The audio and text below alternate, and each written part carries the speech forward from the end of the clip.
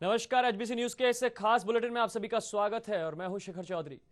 दर्शकों, हम 21वीं सदी में जी रहे हैं, लेकिन समाज की मानसिकता आज भी 19वीं सदी जैसी है। आज भी जहां सुनीता विलियम्स और कल्पना चावला जैसी बेटियां चांद को छू रही हैं, तो वहीं हमारे प्रदेश में उन्हें मनहूस मानकर कोक में ही उनका कत्ल कर दिया जाता है। फिल्म स्टार आमिर खान से प्रेरित होकर सरकार ने भी एक मुहिम चलाई, लेकिन नतीजा वही ढाक के तीन पात। लगातार कोक के कातिल सरकार और प्रशासन को चुनौती दे रहे हैं।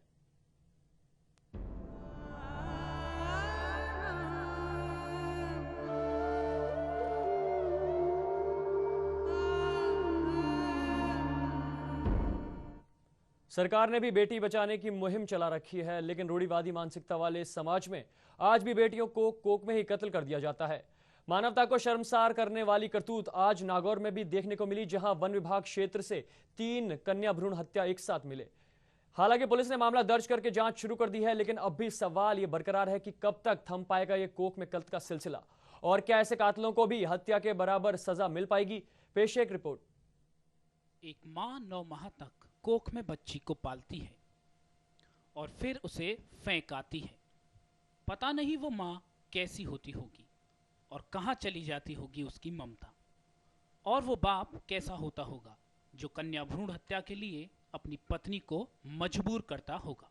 कहने को तो ये समाज बदलने की बात करता है, लेकिन जिस तरह से लगातार कन्या भ्रूण हत्या के मामले सामने आ रहे हैं, ये सवाल खड़ा होने लगा है कि क्या समाज वाकई बदल रहा है।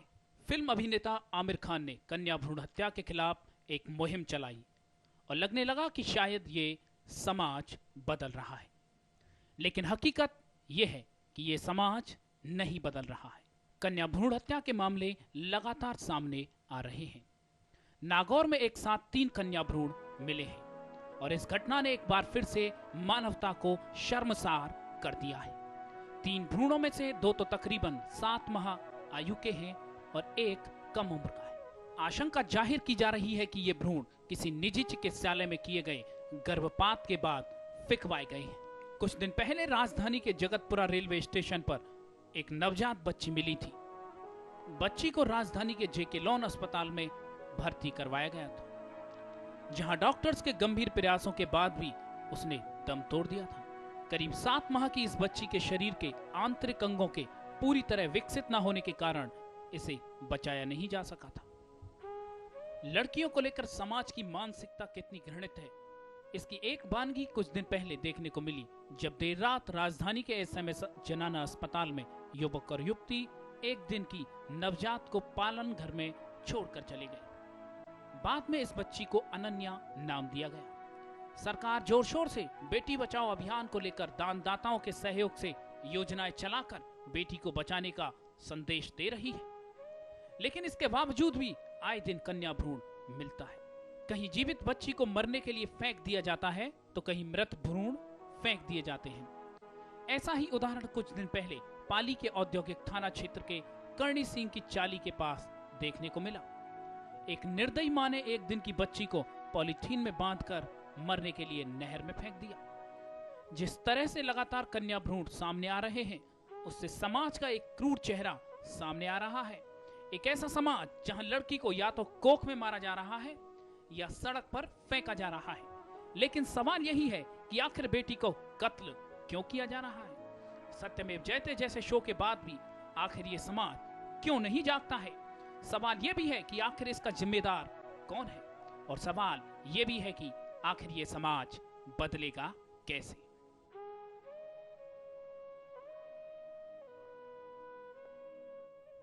एक साथ 3 भ्रूण मिलने से प्रशासनिक हल्का भी सख्ते में आ गया है। आनन फानन में जिला कलेक्टर अशोक भंडारी के निर्देशों के बाद एसडीएम पुष्पा पवार ने चिकित्सा विभाग और पुलिस विभाग को जांच के आदेश दिए हैं। इसके साथ ही उन्होंने शीघ्र जांच कर रिपोर्ट पेश करने को कहा है। एसडीएम ने आरोपियों के खिलाफ एक बड़ी कार्रवाई की बात कही है।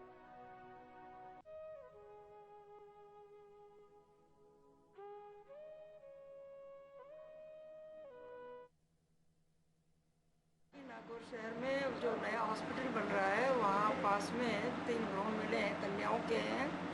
उसके लिए हमने शहर के हॉस्पिटल के लिए पीएमओ को फ़ोन किया है। और इस खबर पर अधिक जानकारी के लिए हमारे साथ जुड़ गए हैं नागौर संवाददाता यूनुस। जी यूनुस, बताएं किस तरीके से ये जो आप देख रहे हैं एक साथ 3 भ्रूण मिले हैं और प्रशासनिक हल्का जो है वो सख्ते में आ गया है। अभी भी आज भी प्रदेश में इस तरीके की हैवानियत भरी जो मामले सामने आ रहे हैं, इतनी योजनाओं के चलने के बाद भी क्या लगता है प्रशासन अभी तक क्यों सचेत नहीं हुआ? शेखर, अगर देखा जाए तो प्रशासन इस पूरे मामले में, चाहे नागौर की बात नहीं करे, चाहे पाली को मामला ले लो, चाहे भवानी मंडी का ले लो, चाहे अन्य जिलों का मामला ले लो, अगर इस तरह के मामले मीडिया लेके आ रहा है तो सरकार को चाहिए कि एक सख्त कानून बनाया जाए। और जब तक सख्त कानून नहीं बनेगा, धाराएं मजबूत नहीं होगी, सजा मजबूत नहीं होगी, तो इस तरह के जो अपराध हैं जो लोग करते आ रहे हैं, समाज के अंदर इस तरह की जो बुराइयां चल रही है, उस पर अगर लगाम लगाना बहुत मुमकिन बड़ा कदम है। सरकार एक तरफ तो बेटी बचाओ अभियान चला रही है प्रदेश भर के अंदर, लेकिन दूसरी तरफ कन्याओं को कोख में मारा जाना, ये बहुत ही शर्मनाक बात है। जिस तरह नागौर के अंदर 3 भ्रूण मिलना, ये सबसे बड़ा चौंकाने वाला मामला सामने आया है। अब प्रशासन जागा है और प्रशासन ने उपखंड अधिकारी जो पंवार है, उन्होंने पीएमओ को निर्देश दिए हैं कि सख्त कार्रवाई करें और तमाम 2-3 दिन में जितनी भी डिलीवरी हुई है कन्याओं की, उनकी तत्काल रिपोर्ट दी जाए। ब्लॉक सीएमएचओ को इस मामले में लगा दिया गया है कि नागौर के अंदर जितने भी 1-2 दिन के अंदर प्राइवेट नर्सिंग होम के अंदर जो डिलीवरी है उनकी रिपोर्ट पेश करें। जी शेखर।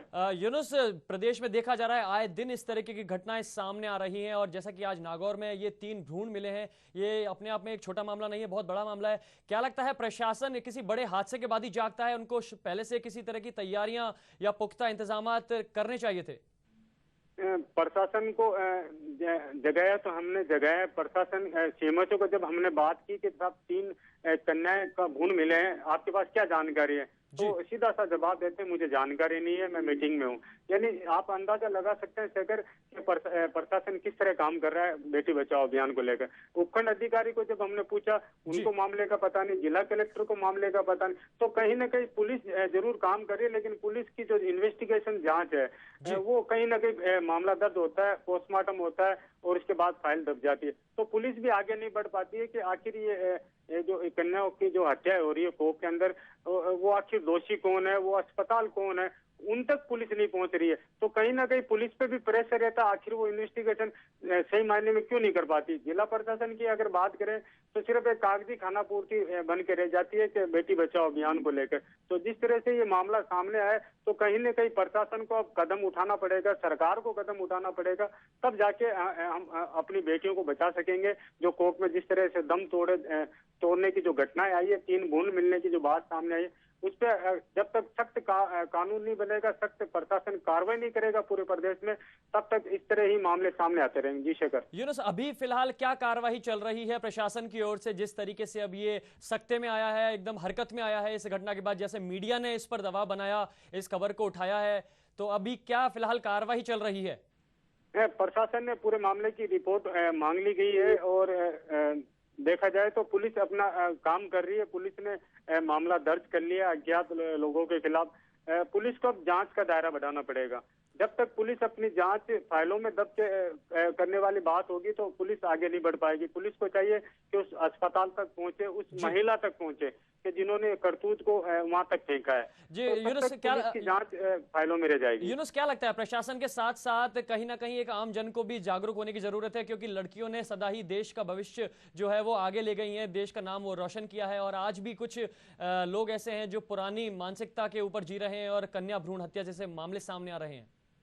देखे शेखर, जिस तरह सुनीता विलियम्स ने नाम रोशन किया देश का, यहाँ से नागौर से सांसद है ज्योति मिर्धा, उन्होंने नाम रोशन किया। नागौर से महिला बाल विकास राज्य मंत्री है मंजू देवी मेघवाल। तो कहीं ना कहीं कई महिलाएं ऐसी है जो राजनीतिक क्षेत्र में ले लो, व्यवसाय क्षेत्र में ले लो, या कई क्षेत्र में ले लो, महिलाओं ने नाम रोशन किया। लेकिन चाहिए जनप्रतिनिधियों को वो सही ईमानदारी से इस कानून के तहत काम करें। जिला प्रशासन को चाहिए कि वो राजनीतिक दबाव में नहीं आए, मामले को सही ढंग से हैंडल करे। पुलिस को भी चाहिए कि वो अपनी ईमानदारी निष्ठा से काम करे, क्योंकि हर इंसान की बेटी है। तो जब तक अपन खुद जागरूक होके आम इंसान अगर इस और नहीं देखेगा बेटी बचाओ अभियान को, तब तक ये अभियान सफल नहीं हो पाएगा। जी शेखर, शुक्रिया हमसे बात करने के लिए यूनुस। ये थे हमारे साथ नागौर संवाददाता यूनुस गैसावत, जिन्होंने बताया किस तरीके से आज नागौर में एक साथ तीन भ्रूण मिलने से इलाके में सनसनी फैल गई और उसके बाद मीडिया के दबाव के बाद प्रशासन हरकत में आया और अभी कार्रवाई तेजी पर है।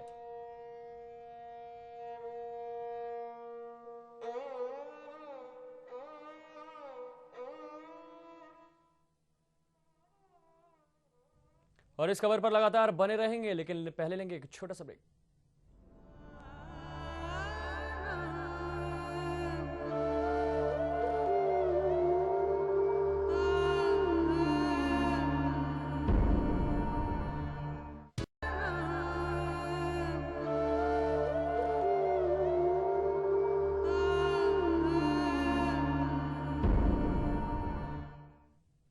ब्रेक के बाद आप सभी का स्वागत है। दर्शकों, हम बात कर रहे थे ब्रेक पे जाने से पहले कन्या भ्रूण हत्या जैसे संगीन जुर्म की। जैसा कि देखा जा रहा है समाज में इस वक्त लोगों को, आम जन को अपना जो मानसिकता का दायरा है वो बढ़ाने की जरूरत है, क्योंकि आज भी नागौर में 3 भ्रूण एक साथ मिलने से एकदम इलाके में सनसनी फैल गई और प्रशासन जो है सख्ते में आ गया। देखा जा सकता है सरकार की तरफ से तमाम तरीके की मुहिम चलाने के बावजूद भी ये घटनाएं, ये सिलसिले थमने का नाम नहीं ले रहे हैं और इन सब घटनाओं से एक तरह से हमारे प्रशासन पर एक सवालिया निशान खड़ा हो जाता है।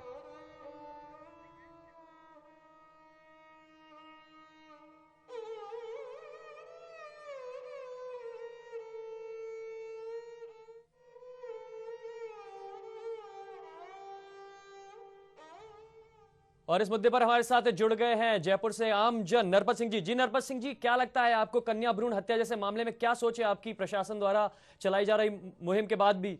हमारी ये सोच है, मैं देख रहा हूँ ये जी बहुत गलत हो रहा है जो भी है, क्योंकि मेरी भी यहाँ 3 लड़कियां हैं। जी। हेलो। हाँ जी नरपत सिंह जी। हाँ, मेरी भी यहाँ पे मेरे घर में 3 लड़कियां हैं। तो क्या उन लड़कियों को आप कोई गलत चीज सोच के बाहर थोड़ी फेंका जाता है। ये देख रहे हैं टीवी के अंदर बिल्कुल जो गलत हो रहा है। ये 2 तो अपने जयपुर के अंदर ही है, एक तो जो आपको ट्रेन से फेंक दिया है, दूसरा यहाँ अनन्या का वारिस कौन है। तो दिस इज नॉट फेयर। पता, झाड़ियों में फेंकना, लड़कियां होना को गुनाह थोड़ी है। आज पैदा ही जिस लड़कियों से सृष्टि हुई है जी, उसको इतना बुरा काम हो रहा है, देख के मेरे को बड़ी शर्म लग रही है। बहुत बहुत ये शुक्रिया। वो कैसे रहा है इस दर्जे के अंदर, अपने भारत जैसे संस्कार जैसे इस एरिया के अंदर, ये मेरे हिसाब से सही नहीं हो रहा है। इसको कोई एक्शन लेना चाहिए। जी नरपत सिंह जी, बहुत बहुत शुक्रिया हमसे जुड़ने के लिए। तो ये थे हमारे साथ आम जन की ये सुझाव है कि नरपत सिंह जी का सुझाव आया कि ये बहुत ही ज्यादा गलत हो रहा है और प्रशासन को कोई ठोस कदम लेने चाहिए। बिल्कुल ठीक।